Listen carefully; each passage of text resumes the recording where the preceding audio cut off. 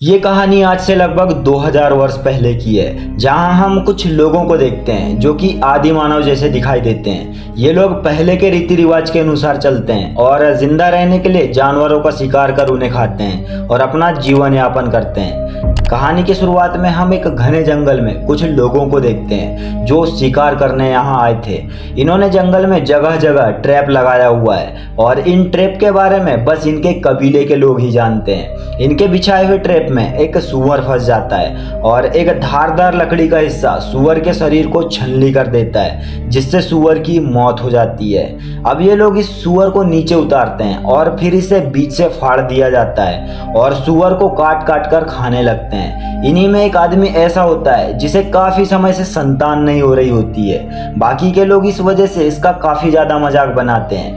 ये लोग सुअर का टेस्टिस निकालते हैं और इस आदमी को देते हैं और कहते हैं कि सुअर का ये हिस्सा खाने से संतान न होने की बीमारी खत्म हो जाती है। इन सब की ये बात सुनकर ये आदमी सुअर के टेस्टिस खा लेता है, मगर इसका टेस्ट बहुत ही ज्यादा गंदा होता है, इसलिए वह आदमी उल्टी करने लगता है। ये देखकर सभी लोग इस पर हंसने लगते हैं। इतने में इस आदमी को गुस्सा आता है और वह इन लोगों से लड़ने लगता है। इन्हीं के बीच एक समझदार आदमी मॉरिस होता है, जो कि जैगवार का फादर है। जैगवार ही इस आदमी को टेस्टिस खाने के लिए देता है और जैगवार ही इस पूरी कहानी का मेन कैरेक्टर है।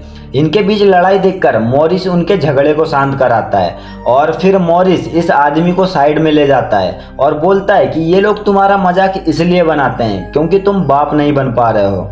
मॉरिस इसे एक दवा देता है और बोलता है कि ये दवा तुम्हारी ये बीमारी खत्म कर देगी और फिर ये लोग तुम्हारा मजाक नहीं बनाएंगे। ये आदमी उसी वक्त उस दवा को खाने वाला होता है, परंतु मॉरिस उसे रोकता है और बोलता है कि इस दवा को खाना नहीं है, बल्कि जब अब तुम अपनी बीवी के करीब जाओ तब इसे उस जगह पर लगाना है। फिर देखना तुम्हें भी संतान हो जाएगी और तुम भी बाप बन सकोगे। अब ये आदमी काफ़ी खुश होता है और फिर ये आदमी वापस अपने दोस्तों के पास आता है और फिर से ये सभी लोग आपस में मस्ती करने लगते हैं। तभी इन्हें यहाँ कुछ आवाज़ सुनाई देती है।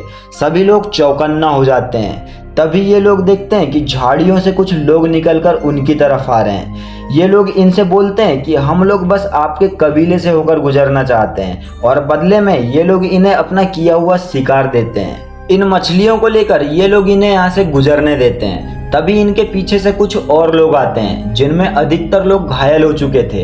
ये लोग पूछते हैं कि तुम्हारी ऐसी हालत कैसे हुई। ये लोग बताते हैं कि किसी ने हमारा कबीला तबाह कर दिया और हमारी ये हालत कर दिया है, इसलिए हम फिर से नई शुरुआत करने दूसरी जगह जा रहे हैं। इतना बोल के ये लोग यहाँ से निकल जाते हैं। इसके बाद ये लोग भी अपने कबीले में वापस आते हैं। कबीले में आते ही इस आदमी को एक बूढ़ी औरत पकड़ लेती है।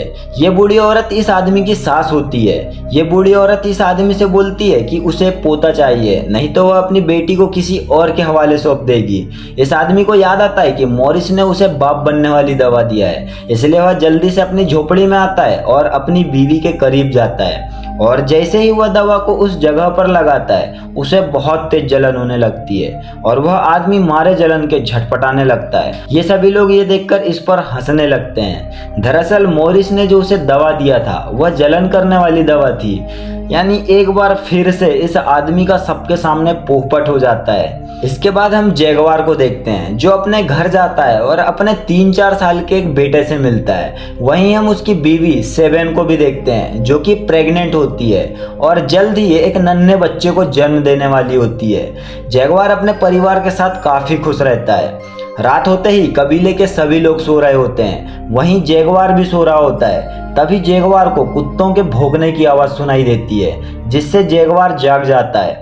तभी हम एक खूंखार और डरावने आदिवासी को देखते हैं, जिसका नाम जिरोफ होता है। जिरोफ अपने कुछ साथियों के साथ यहाँ आया होता है, जो कि जिरोफ के इशारों पर चल रहे होते हैं। जैगवार अपने घर से बाहर निकलता है तो वह देखता है कि बाहर कुछ मसाले जल रही है। जैगवार समझ जाता है कि यहाँ जरूर कोई ना कोई खतरा है, इसलिए वह अपनी बीवी और बच्चों को लेकर घर से बाहर निकलता है। तभी हमलावरों में से एक आदमी इन्हें देख लेता है और इन पर हमला कर देता है, मगर जैगवार उसे मारकर अपने परिवार को एक सूखे कुएं के पास लेकर आता है। इधर ये हमलावर इनकी झोपड़ी और घरों को जलाने लगते हैं और इन लोगों को एक एक कर मारने लगते हैं। जैगवार अपनी बीवी और बच्चों को रस्सी के सहारे कुएं में उतार रहा होता है। तभी इनमें से एक आदमी इन्हें ऐसा करते हुए देख लेता है और फिर ये आदमी जैगुआर की तरफ बढ़ने लगता है। ये देखकर जैगुआर जल्दी जल्दी अपनी बीवी बच्चों को नीचे उतारता है। इसी जल्दबाजी में जैगुआर की बीवी बच्चे नीचे गिर जाते हैं। इतने में वह आदमी भी जैगुआर के पास आ जाता है और इन दोनों के बीच लड़ाई शुरू हो जाती है। और इसी बीच ये आदमी कुएं में गिरने वाला होता है, मगर जैगुआर इसका पैर पकड़ लेता है और उसे कुएं में गिरने से रोक लेता है। ये आदमी कुएं में झांकता है तो देखता है कि जैगुआर की बीवी और बच्चे इस कुएं में हैं, इसलिए अब जैगुआर इसे जान से मार देता है। इसके बाद जैगुआर अपनी बीवी सेवन से बोलता है कि मुझे अपने लोगों को बचाने के लिए जाना है। सेवन जैगुआर को जाने से रोकती है, परंतु जैगुआर कहता है कि मैं वादा करता हूँ कि मैं वापस आऊंगा और तुम्हें यहाँ से निकालूंगा। और इसके बाद जैगुआर यहाँ से चला जाता है। जैगुआर देखता है कि उन लोगों ने उनके सभी साथियों को बंदी बना लिया है और बहुत से लोगों को तो मार भी दिया है। तभी इन हमलावरों के बीच हम एक आदमी जिराडो को देखते हैं, जो कि काफी खुंखार होता है। जिराडो के साथ जैगुआर की लड़ाई हो जाती है। जैगुआर जिराडो के गले पर चाकू लगा देता है और उसे मारने ही वाला होता है, परंतु इनका सरदार ज़ीरोब जैगुआर के गले पर हथियार लगा देता है और जैगुआर को भी बंदी बना लिया जाता है। और अब जिराडो जैगुआर को मारने वाला होता है, मगर सरदार बोलता है कि मुझे जवान लोगों की जरूरत है। इन लोगों ने जैगुआर के पिता को भी बंदी बना लिया होता है। जैगुआर अपने पिता की तरफ देखता है और बोलता है कि पिताजी मुझे माफ कर दो। ये बात जिराडो सुन लेता है और उसे पता चल जाता है कि ये आदमी जैगुआर का बाप है और इसलिए अब जिराडो जैगुआर के सामने उसके बूढ़े पिता को मार देता है। जिराडो जैगुआर पर भी हमला करता है, जिससे जैगुआर बेहोश होकर नीचे गिर जाता है। और जब जैगुआर को होश आता है तो वह खुद को और अपने साथियों को लकड़ियों से बंधा हुआ पाता है। जैगुआर उस कुएं की तरफ देखता है जहां उसने अपनी बीवी और बच्चे को रखा है। जैगुआर को कुएं की तरफ देखते हुए सरदार का बेटा कुंभा देख लेता है और उसे कुएं में किसी के होने का शक होता है, इसलिए वह कुएं के पास आकर देखता है। उसे कुएं में एक रस्सी लटकती हुई दिखाई देती है, पर वह जैसे ही इस कुएं में झांकता है उसे कुएं में कोई भी दिखाई नहीं देता, क्योंकि जैगुआर की बीवी अपने बेटे को लेकर इसी कुएं में मौजूद एक पत्थर के पीछे छिप जाती है, जिससे कुंभा इन्हें देख नहीं पाता है। कुएं में कुछ न दिखने पर कुंभा एक बड़ा सा पत्थर कुएं में फेंक देता है। फिर भी कुंभा को इस कुएं में कोई हलचल नजर नहीं आती। यहाँ से जाने से पहले कुंभा कुएं में लटक रही रस्सी को काट देता है। अब जैगुआर की बीवी चाहकर भी इस कुएं से बाहर नहीं निकल पाती। इसके बाद ये इन सभी को लेकर यहाँ से एक लंबे सफर में निकल जाते हैं।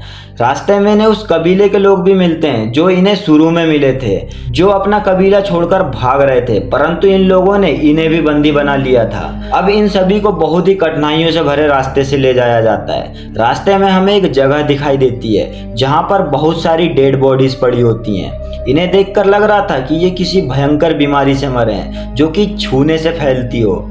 यहीं पर एक बच्ची भी मौजूद होती है जो इन लोगों से बोलती है कि प्लीज मुझे अपने साथ ले चलो, मैं यहाँ पर अकेली हूँ। परंतु सरदार और उसका बेटा कुंभा इस बच्ची को धकेल देते हैं। तभी ये बच्ची बोलती है कि बहुत ही जल्द ऐसा समय आएगा कि दिन में अंधेरा हो जाएगा और एक आदमी तुम सभी को अपने जंगल से भगाकर उसके जंगल ले जाएगा और एक एक कर तुम्हें और तुम्हारे साम्राज्य को खत्म कर देगा।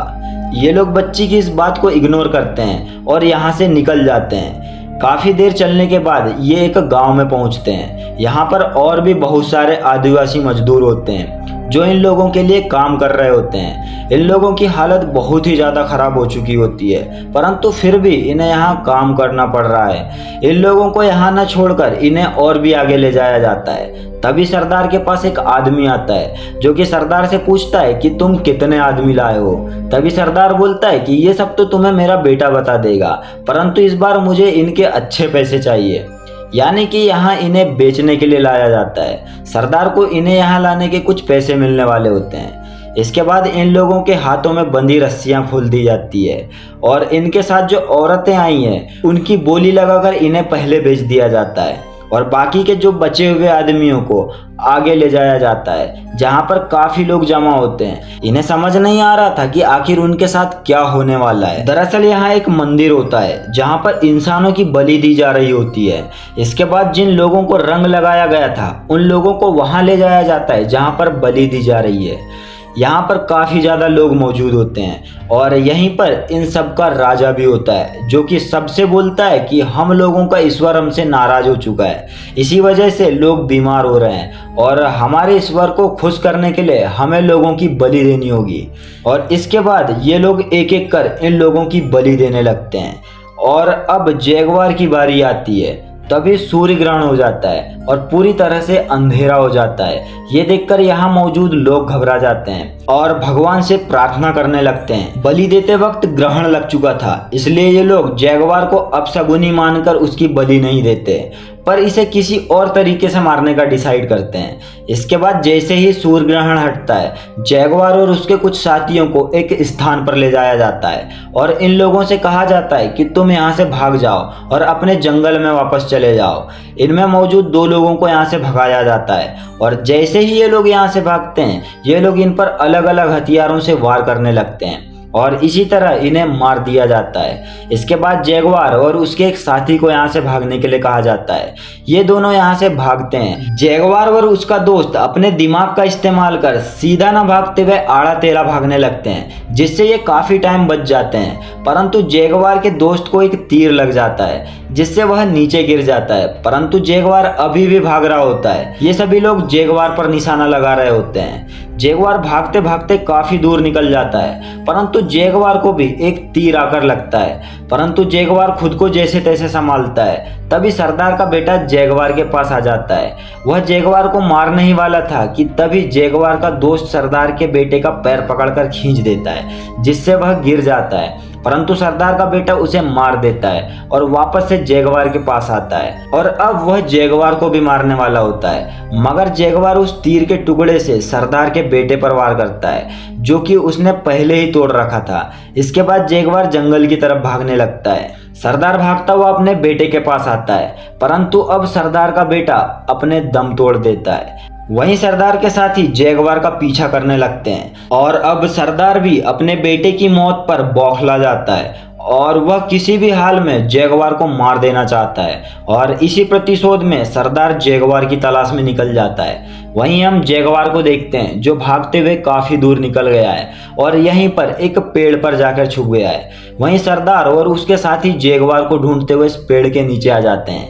ये लोग जैगुआर को उस पेड़ पर नहीं देख पाते हैं और थोड़ा सा आगे निकल जाते हैं। तभी सरदार अपने एक साथी के कंधे पर खून की एक बूंद देखता है, जो कि उसका नहीं होता। यानी कि सरदार समझ जाता है कि यह खून जरूर जैगुआर का है और वह किसी पेड़ पर छुपा हुआ है, इसलिए वह अपने सभी साथियों से पेड़ पर ढूंढने के लिए बोलता है। तभी हम जैगुआर को उसी पेड़ पर देखते हैं। जैगुआर को वहीं पेड़ के किनारे एक तेंदुए का बच्चा दिखाई देता है। वहीं दूसरी तरफ हम उसकी माँ को भी देखते हैं। ये खूंखार तेंदुआ जैगुआर पर अटैक करने वाला होता है, इसलिए वह उस तेंदुए से बचकर भागता है। जैगुआर अनजाने में उसी तरफ भागता है जहां पर वे लोग होते हैं। ये लोग जैगुआर को भागते हुए देख लेते हैं और फिर ये लोग जैगुआर का पीछा करने लगते हैं। जैगुआर काफी तेज भाग रहा होता है और जैगुआर के पीछे वह तेंदुआ भी भाग रहा होता है। तभी इनमें से एक आदमी जैगुआर को पकड़ने के लिए आगे बढ़ता है, मगर वह जैगुआर और तेंदुए के बीच में आ जाता है, जिससे कि वह तेंदुआ उस आदमी को नोच खाता है। जैगुआर यहाँ से तो बचकर भाग जाता है, परंतु ये लोग अब भी जैगुआर के पीछे लगे होते हैं। काफी लंबे समय तक भागने के बाद एक जगह ऐसी आती है जहां पर चारों तरफ पानी ही पानी होता है। वहीं हम एक बहुत ही बड़ा झरना देखते हैं। वहीं झरने के उस पार जैगुआर का जंगल होता है। जैगुआर यहाँ से कूदने का डिसाइड करता है, परंतु इस झरने में कूदना मतलब अपनी जान जोखिम में डालना जैसा है। तभी सरदार और उसके साथी भी यहाँ आ जाते हैं, इसलिए अब जैगुआर बिना कुछ सोचे समझे इस झरने में कूद जाता है। जैगुआर की किस्मत अच्छी होती है, वह बच जाता है और तैरते हुए झरने के किनारे आता है। और जब जैगुआर ऊपर की तरफ देखता है तो वह देखता है कि सरदार और उसके साथी उसी की तरफ देख रहे हैं। तभी जैगुआर बोलता है कि अब आ जाओ, मैं अपने जंगल में पहुंच चुका हूँ। ये मेरे बाप दादा का जंगल है और अब तुम मुझे यहाँ मारकर दिखाओ। तभी इनमें से एक आदमी सरदार से बोलता है कि सरदार, हमें वापस चलना चाहिए, क्योंकि उस लड़की ने भी कहा था कि एक आदमी आएगा और तुम्हें अपने जंगल से बाहर ले जाएगा और फिर तुम सब लोगों को मार देगा। ये सुनकर सरदार को गुस्सा आ जाता है और वह इस आदमी का गला काट देता है। इसके बाद ये सभी लोग एक एक करके इस झरने से कूदने लगते हैं। इन सब में उनके एक साथी की मौत भी हो जाती है। बाकी के जो लोग बचे थे वह फिर से जैगुआर का पीछा करने लगते हैं। जैगुआर यहाँ से भाग रहा होता है, तभी वह एक दलदल में फंस जाता है, परंतु जैगुआर हिम्मत नहीं हारता और जैसे तैसे वह इस दलदल से निकलता है। लेकिन अब जैगुआर के पूरे शरीर पर कीचड़ लग चुका था।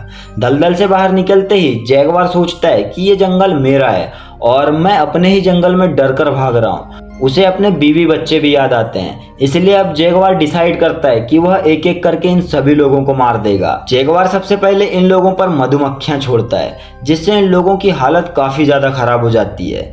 इसके बाद जैगुआर एक जहरीले मेंढक को पकड़ता है और फिर कांटे से उस मेंढक का जहर निकालता है और फिर एक जगह छुपकर उन लोगों के यहाँ आने का इंतजार करता है। और जैसे ही ये लोग यहाँ से गुजरते हैं वह सबसे पीछे वाले आदमी पर उन जहरीले कांटों से अटैक करता है, जिससे वह आदमी वहीं पर मर जाता है। इसके बाद उसे जिराफ दिखाई देता है, जिसने उसके पिता को मारा था। जैगुआर के सामने एक कुल्हाड़ी पड़ी होती है और जैगुआर भी जिराफ की तरफ बढ़ता है। तभी जैगुआर उस कुल्हाड़ी को उठा लेता है और जिराफ पर वार कर देता है, जिससे अब जिराफ की हालत खराब हो जाती है। जिराफ जैगुआर को मारने के लिए आगे बढ़ता है। इसके बाद जैगुआर जिराफ पर दोबारा से हमला करता है और उसे मार देता है। तभी इतने में यहाँ पर बारिश शुरू हो जाती है और तभी जैगुआर को अपने बीवी बच्चे की याद आती है और अब वह अपने बीवी बच्चे को बचाने के लिए कुएं की तरफ भागता है। वहीं हम देखते हैं कि लगातार बारिश की वजह से कुएं में पानी भरने लगा है। वहीं जैगुआर की बीवी को लेबर पेन भी शुरू हो जाता है। इतने में जैगुआर भागता हुआ इस कुएं के पास आता है।